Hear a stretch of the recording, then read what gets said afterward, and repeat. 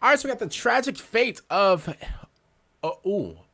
Eristede Kell. Who the hell is this? The assassin who tried to kill Horus. Oh, I try with you. Make sure you guys follow my Twitch down below, and let's get right to it. Let's go. Guys and gal, Okay. Warhammer lore has so much content in it that I can basically make an infinite amount of videos about it. None relates this more than today's video, which details the tragic fall of a Vindicare sniper to chaos. His fall takes place over multiple books, featuring a genuine start, middle, and an end. This subplot had no right to hit this hard, but it did, and now I'm going to share it with the rest of you guys and gal. Before we get started, there are a few dozen carry cases left before they're sold out, which will only take around 24 hours or so max. So this is Eristede Kell, the Vindicare assassin who faced down the Warmaster Horus. Let's get into it. Eristede Kell lived a life of violence and betrayal. He came from a noble family, but they all got cucked and murdered by rival families, leaving Eristede and his sister Jenica as the two survivors. Okay, all right. I was about to say, yo, we didn't react to this, but I was about to say, yo, did I hear about a dude that like tried to like snipe Horus, but at the same time, it was like a fake Horus or whatever, or something like that? Or I don't think that's the same story, is it? I don't know, but I was like, yo, did I ever like hear about this or not? Okay.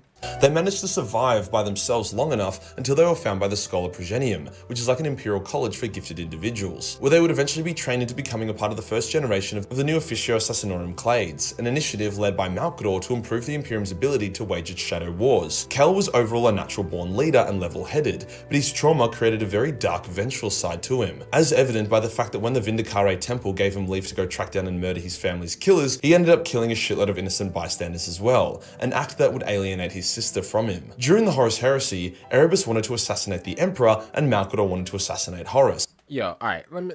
Okay. Yo, maybe it's just okay. Keep it real for what it is, y'all. And maybe I'm just looking at the Emperor, or maybe I'm just glazing the Emperor a little bit too much. But like, there's no way you can like shoot the Emperor, right? And now obviously YouTube, I'm talking about this is video game Warhammer lore, okay? Tabletop lore. This is gaming lore, okay? YouTube. I'm not talking about, real life. But like, there's no way you can actually shoot the Emperor. There's no way, right? There's no way. Like I can't even imagine. Isn't he like that mystical? Like there's no way, right? Or am I wrong? Now, if I'm wrong, break it down to me like we're in chemistry class. Tell me down below, like, there's no way they can just, like, there's no way, like, 8 guys can just, like, Swiss cheese the Emperor. There's no way. Like, there's no way somebody can just walk up to the Emperor and just let off, like, a couple rounds or whatever. Like, I can't even imagine that. Makes sense. For Horus and the Emperor, this was beneath them. They knew they would need to fight in an epic anime tier smackdown, whereas their subordinates would prefer that not to have to happen in the first place. Malcador gathered the Clades and got each assassin temple to provide their greatest available assassin. However, since they're all scattered around, it would require a bit of finding. Valdor went off to go find Kell, who was performing a mission in the Terran wastelands. Valdor's ship was shot down by raiders who surrounded him. Now he would be able to beat them, but he also wasn't wearing armor and some of them had very spicy guns. But Valdor also spotted a scope glint for a few kilometers away, and he knew it was Kell. So Bro, hey, that's like the same thing as like, bro, I don't know if y'all remember. First of all, Verdansk for Warzone's coming back. Bro, I don't know if y'all remember, but like in Warzone in like 2020, bro, in Verdansk, whenever like you're like running around or whatever, y'all know those like big apartment buildings or whatever, and you see that sniper glare, bro, that was like the scariest thing of all time. Bro, there's memes about it on the internet and everything, bro. Yo, whenever you're in Call of Duty and you see that sniper glare, oh my, it's like your heart drops. It's like, it's like, even though it's a video game, it's like your heart drops because you're like, oh my God, like that's a sniper. Like, yo, bro, he's about to like go crazy on me. Like he's about, I'm about to be on TikTok in the morning. Like I'm about to get clipped. Like what's going on? That's basically what he did, what he saw right there. He was like, do you want to see a magic trick? Before then pointing at each raider one by one and saying death, before that raider exploded into a fountain of gore. The raiders obviously panicked and scattered, not realizing they were getting popped by balloons by Kell from ages away. Kell readily joined Valdor and was designated as the leader of the mission. One by one, the other Clade members were found and recruited. Alright, so we know him. Does anybody and they mama know who this is? Nyla, I know it's getting late, but I'm struggling to let go. With the Eversor assassin, the Guarantine, being especially difficult since he was quite literally halfway through a drug-induced rampage when they found him. To Kell's surprise, his sister was a part of the mission, representing the Venenum Clade. Assassins Work. Work.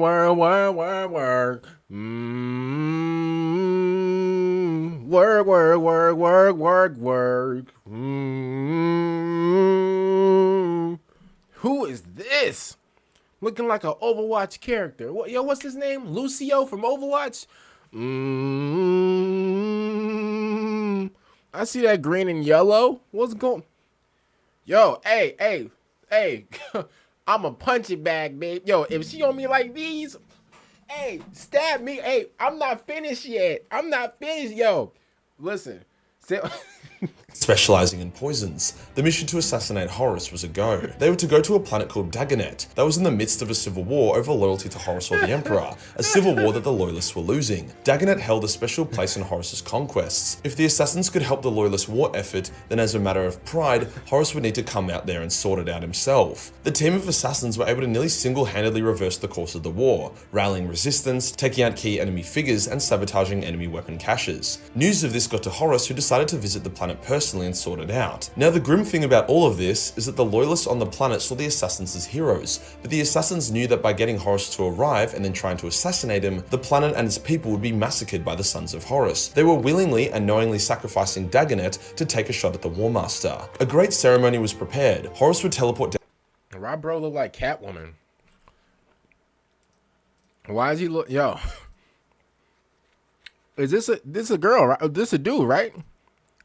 Horus. They were willingly and knowingly bro look like Selena Kyle sacrificing Dagonet to take a shot at the War Master. A great ceremony was prepared. Yo. Horus would teleport down onto the planet, covered by a force field, to address its people. Kell and his team were ready. This, yeah. Kell would fire a shield buster bullet, which would then trigger this high impact laser thingo that would shoot exactly where Kell's bullet was supposed to go. So his bullet would remove the force field, and the laser would remove Horus's head. Everything was set, and then a teleportation flare activated. A huge figure in ornate warplate stepped out of it, and then boom, Kell fires, zap. A moment later, the laser strikes and cuts the traitor's head clean off. The mission is a success.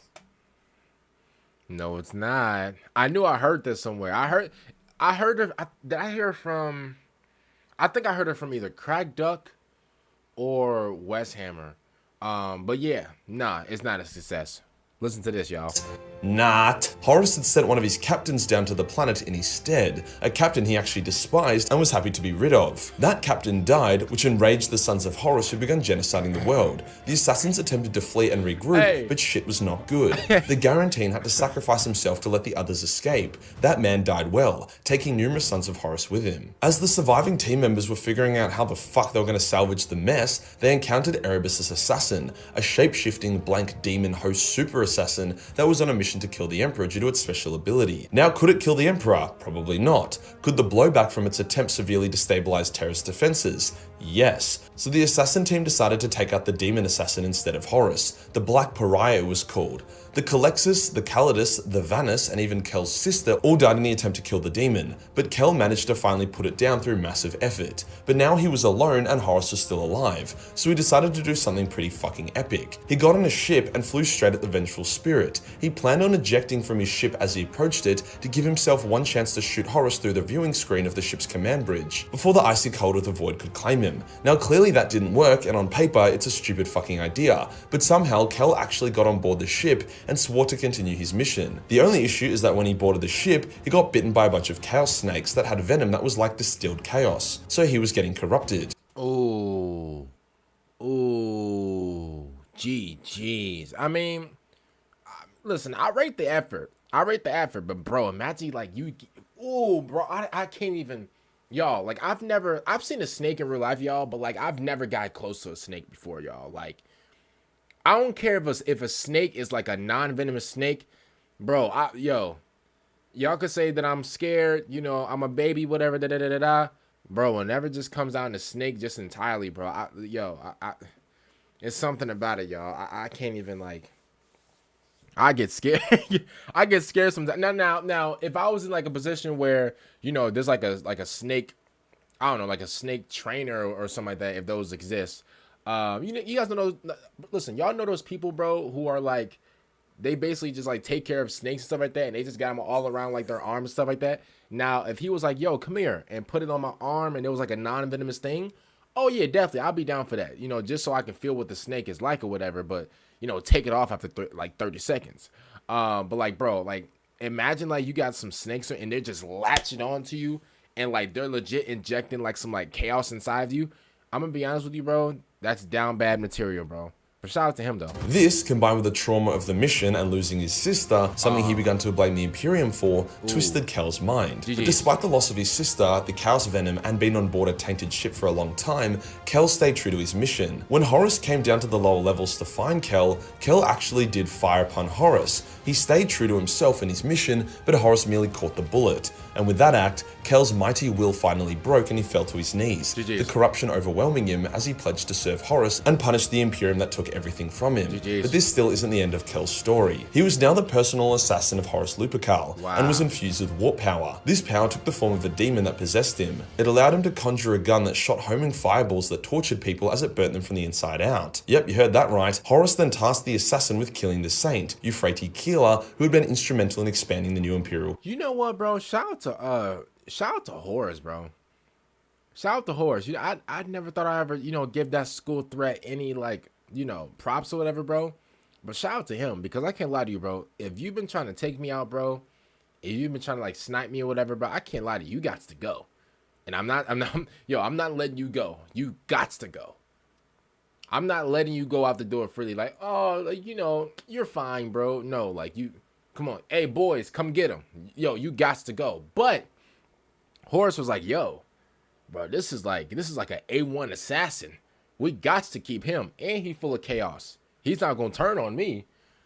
That's respect. Cult, the belief in the Emperor's godhood. Chaos began to grow concerned that this cult and its beliefs could empower the Emperor just as it could push back chaos. Kell teamed up with an Alpha Legion agent, one of the many talented humans the Alpha Legion employs, and got to Terra to try find Kell. Kell was a sadistic fuck at this point. He was insane and the demon inside him craved murder. He also felt justified in all of his actions, as everyone was a traitor to something, thus everyone deserved to die. Kell massacred entire villages full of faithful Imperial citizens, torturing them for information on Keeler's whereabouts. At a similar time, Battle Captain Nathaniel Garrow was also searching for Keeler because he needed help finding his faith and dispelling his doubt. Hence it was a race between Garrow and Kell to find the saint. Garrow found her first, but the assassins were hot on their tail. Garrow knew that they couldn't just outrun these assassins, so they had to bait them. Keeler was hosting a gathering in which the assassin and the Alpha Legion spy infiltrated. Garrow was hiding exactly where he believed the assassin would attack from, which was proven correct. He confronted Kell, but Kell merely jumped into the crowd and began indiscriminately firing his demon gun, killing many. At a similar time, the Alpha Legion spy drew his sword and went to go stab Keeler. So Garrow was like, no you fucking don't.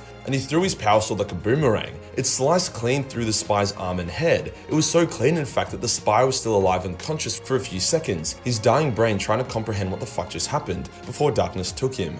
Garrow was now taking on Kell, unarmed and unarmored. He was shot with the flaming demon gun, time after time, and he wasn't enjoying it. However, his sword was dragged over to him by an old faithful friend of his, and with it he was able to slay the demon gun by spotting its essence in the fire raging towards him. He then cut off Kell's hand and destroyed the rest of the gun. Kell was now unarmed against one of the greatest Space Marine warriors to ever live. GG's. Good luck, Kell. Just before Garrow finished off the disturbed assassin, he asked them why he turned. See, Garrow was having such a massive issue with understanding traitors because the idea of it was so abhorrent and made such little sense. He wanted to understand why the galaxy was like this and why people were turning their backs on their oaths. Kell said that the Imperium was the true traitors and that Horus had set him free, which obviously wasn't very helpful for Garrow's understanding. But then again, you probably aren't going to glean much insight from a tortured murderer assassin with shitloads of trauma and guilt who was who got a bunch of chaos in them. Yeah, that makes sense.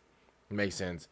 Yeah, that actually makes bitten sense. by chaos snakes and was then infused with a mysterious blood-hungry demon gun thingo. Obviously the answer isn't going to be the most coherent. It was hard watching such a badass, steadfast and loyal character turn into a mustache-twirling villain, but at least it occurred over multiple books and it had plenty of trauma and reasoning to fill in the gaps, unlike Horus, who was cool and then very quickly became wildly uncool. I believe Kell may also be the only clade assassin to fall to chaos, but I'm sure the comment section can fact check that one for me. The clades of the Great Crusade and Heresy were significantly weaker than they are in the current setting. everything. That includes mentally, as they hadn't been trained to resist chaos yet, so it's no surprise that it doesn't happen anymore. Even though he fell, I still gotta hand some respect to our boy Kell. Even when he was turbo fucked in the head and gotten bitten by those random chaos snakes, he still took that shot at Horus. It's just a shame that Horus had anime spurg jitsu powers that could catch high velocity sniper bullets mid-air apparently. If you enjoyed the video and you want to shout out to my boy Majorkill, man, for this one. I mean, bro, I got respect for him too, bro. Honestly, bro, the fact that he was still able to even like push on while still like bro, he had like a bunch of chaos inside of him, bro. I'm pretty sure a lot of y'all would have folded easily. Not me, obviously. I would have carried on just like Kell. As a matter of fact, I actually would have hit the shot, but maybe that's just me. Other than, man, comment down below, man. What do you guys think about this video? I'm gonna see you later for the next one. Let's get whoa. That's just messing my outro. Don't worry, I'm gonna keep that in. Make sure you guys follow my Twitch down below, and I'm gonna see you later for the next one out. And peace out.